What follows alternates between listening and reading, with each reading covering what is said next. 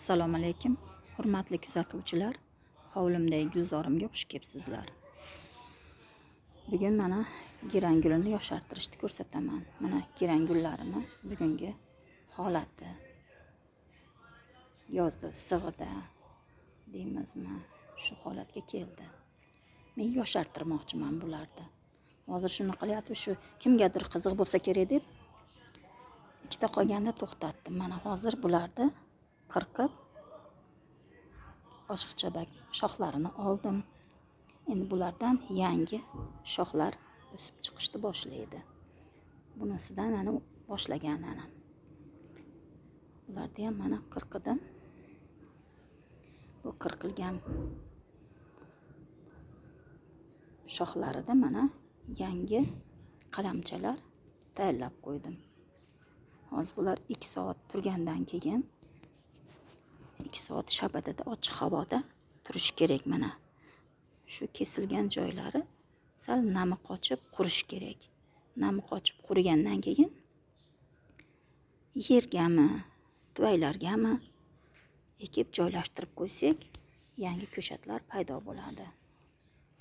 Mana ko'rinishi mana shunaqa xunuk holatga kelib qolgan edi. Shu kimgadir qiziq bo'lsa kerak deb shuni ko'rsatishim keldi. Mana hozir bularni ham sizlar bilan birga qilamiz. Kesamiz.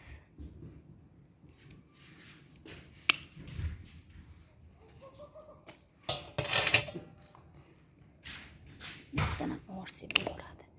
Yangi chiqadi.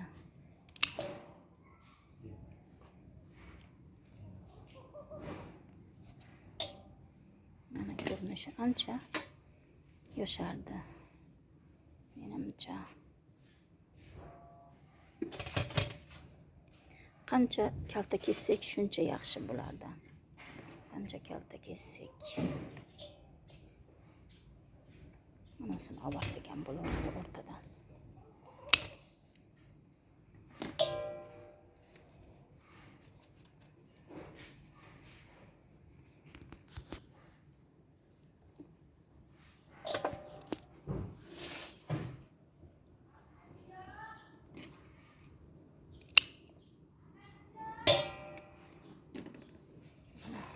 Shu holatga keldi mana. Buni ham qo'yamiz. Endi bunisini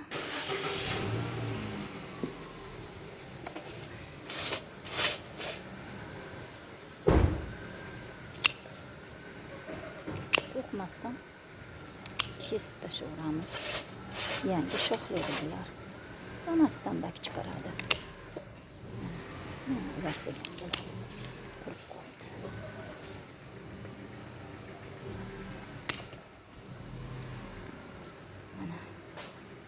Shu holatga keldi.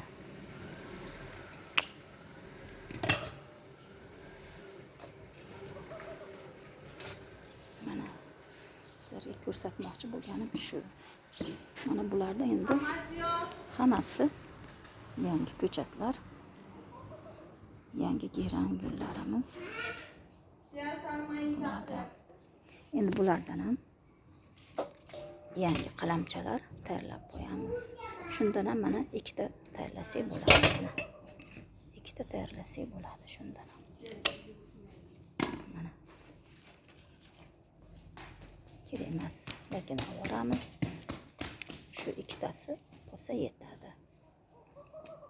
Buni ham mana bularni olamiz.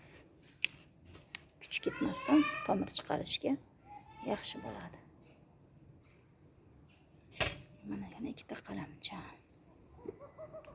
Bo'ldi. Qolganlarini ham hozir tayyorlasak bo'ladi.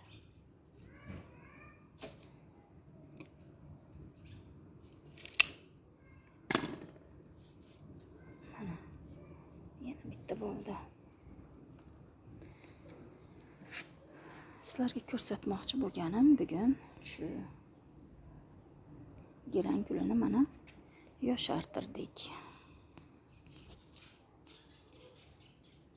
Mana bular endi ancha 2 oydan keyin ko'rinishi juda chiroyli holatga keladi. gullar.